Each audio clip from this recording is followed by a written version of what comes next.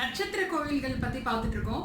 நான் சொன்ன மாதிரி நவக்கிரக கோவில்கள் எவ்வளவு முக்கியமோ அதே அளவு நட்சத்திர கோவில்களுக்கும் முக்கியத்துவம் உண்டு. நவக்கிரக கோவில்களுக்கு நம்ம கிரகம் மாறும்போது ஒரு ஒரு கோவிலா மாத்தி போவோம். ஆனா நட்சத்திர கோவில்ங்கிறது ஒருத்தர் பிறந்த நட்சத்திரம், அவர்கள் வாழ்நாள் முழுவதுமே அந்த கோவில் தான் அவங்களோட கோவில். ஸோ இதை தவறாம அடிக்கடி போய் அந்த தரிசனம் பண்றதன் மூலம் அவங்க வாழ்க்கையில் ஏற்படுற தடையெல்லாம் நீங்கிடும். இன்னைக்கு பரணி நட்சத்திரத்தை பத்தி பார்க்க போறோம். பரணி நட்சத்திர திருக்கோயில்னு பாத்தீங்கன்னா அருள்மிகு அக்னீஸ்வரர் திருக்கோவில். இங்க மூலவர் அக்னீஸ்வரர், அம்மன் சுந்தர நாயகி. இந்த கோவில் நாகப்பட்டினம் மாவட்டத்துல நல்லாடைங்கிற ஊர்ல இருக்கு. சோ இதோட சிறப்பு என்ன அப்படின்னு பார்த்தோம்னா, அக்னீஸ்வரர் திருக்கோவில்ல அக்னீஸ்வரர் மேற்கு பார்த்து அருள் பாலிச்சுட்டு இருக்கார். இதை விட ரொம்ப முக்கியமான ஒரு விஷயம், ஈஸ்வரன் இங்க அக்னீஸ்வரரா அக்னி ஸ்வரூபத்துல காட்சி அளிச்சுட்டு இருக்கார். அந்த மூலஸ்தானத்துல லிங்கத்தை சுத்தி ஒரு தாழ்வான பகுதி இருக்கு. அங்க தண்ணிய தேக்கி வச்சிருக்கா. இதோட ரீசன் என்ன அப்படின்னு பாத்தீங்கன்னா, அக்னீஸ்வரர் அக்னி ஸ்வரூபமா இருக்கிறதுனால அதை தணிப்பதற்காக இந்த தண்ணி ஊத்தப்பட்டு வச்சிருக்கு. இது மிகப்பெரிய சிறப்பாகும். இதை தவிர பரணி நட்சத்திரத்திற்கான பிரத்யேகமான திருக்கோவிலா திகழ்கிறது. இதெல்லாம் தான் இந்த கோவிலோட சிறப்பு. இந்த கோவில்ல கொண்டாடப்படுற திருவிழாக்கள் பார்த்தோம்னா, ஐப்பசி மாசத்துல அன்னாபிஷேகம் போது ரொம்ப நல்லா செலிப்ரேட் பண்ணுவாங்க. அதே மாதிரி கார்த்திகை சோமவாரம், மார்கழி தனு பூஜை, பங்குனி உத்திரம், தைவெள்ளி, தைப்பூசம், திருவாதிரை, மகா சிவராத்திரி, இந்த நாட்கள் எல்லாம் அந்த கோவில்ல நிறைய பூஜைகள் செய்வாங்க. திருவிழா கோலம் பூண்டிருக்கும். இந்த கோவில் பரணி நட்சத்திரத்துல சிறப்பு அப்படின்னு சொன்னோம். பரணி நட்சத்திரக்காரர்களோட குணாதிசயங்கள்னு பாத்தீங்கன்னா, அவங்க ரொம்ப நன்றி உணர்வோட இருப்பாங்களாம். அவங்க நிறைய தான தர்மங்கள் செய்வாங்களாம். இதனால பல பேர் பாராட்டவும் பெறுவாங்களாம். இவங்களோட எதிரிகளை முறியடிக்கும் சக்தி அவங்ககிட்ட இருக்காம். அதே மாதிரி கடவுளோட அருள் இருக்கிறதுனால இவங்க தொட்டதெல்லாம் துலங்குமாம்.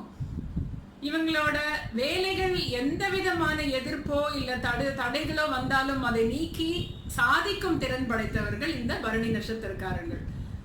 இதை விட இன்னும் நல்ல பலன்கள் பெற இவங்க அடிக்கடி இல்லைன்னா கார்த்திகை மாசம் வர பரணி நட்சத்திரத்தை அன்னைக்கு இந்த அக்னீஸ்வரர் திருக்கோவிலுக்கு வேண்டிண்டா நிறைய பலன்களை அவங்க அடையலாம்.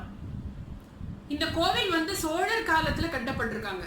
குலோத்துங்க சோழனுக்கு மகனான 2ஆம் ராஜராஜ சோழன் 1146ஆம் ஆண்டுல இருந்து 1163ஆம் ஆண்டு வரைக்கும் கிறிஸ்துவுக்கு பின் இந்த டைம்ல தான் அவர் ஆட்சி புரிஞ்சுட்டு இருந்தார். இவரோட காலத்துல தான் கருவறை கருங்கல்லால் கட்டப்பட்டிருக்கு. இது எல்லாமே கல்வெட்டுல எழுதியிருக்காங்க. அதுக்கப்புறம் இவரோட ஃபாலோவர்ஸ், இவருக்கு அப்புறம் வரவங்க ரிமைனிங் பிளேசஸ் அவங்க கட்டியிருக்காங்க. இந்த ராஜா தினமும் விளக்கு ஏத்துறதுக்கும் நைவேத்தியம் பண்றதுக்கும் எந்தவித தடையும் வந்துடக்கூடாது அப்படிங்கிறதுக்காக நிலங்கள்லாம் எழுதி வச்சிருக்காரு இந்த கோவில்ல அப்படின்னு சொல்லிட்டு கல்வெட்டுல எழுதப்பட்டிருக்கு. இந்த கோவிலுக்கு 3 வாசல், 3 வாசலுமே கோபுர வாசலா இருக்கு. உள்ள வந்த உடனே துவார விநாயகர் இருக்கார், பால முருகன் இருக்கார், செல்வ விநாயகர் இருக்கார். அதே மாதிரி புவனேஸ்வரி, கல்யாணி, மகாலட்சுமி, துர்கை, சண்டிகேஸ்வரர், பைரவர், சூரியன், தட்சணாமூர்த்தி எல்லாரும் இருக்காங்க. இங்க ஈஸ்வரனே நவக்கிரக மூர்த்தியா இருக்கிறதுனால தனியா நவக்கிரகம் இந்த கோவில்ல கிடையாது. இதுவும் ஒரு வித்தியாசமான ஒரு விஷயம். சோ பரணி நட்சத்திரக்காரர்களோ யாரா இருந்தாலும் சரி, இங்க பரிகாரம் இல்லைன்னா பூஜை அப்படின்னு பாத்தீங்கன்னா ஹோமம் பண்றது ரொம்ப ரொம்ப விசேஷமான ஒரு விஷயம்.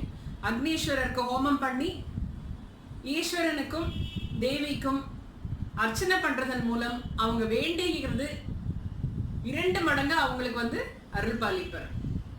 கார்த்திகை மாசம் பரணி நட்சத்திரத்துல போய் ஹோமம் பண்ணி வேண்டிண்டா இன்னும் பரணி நட்சத்திரக்காரர்களுக்கு அதிகமான பலன்கள் கிடைக்கும்.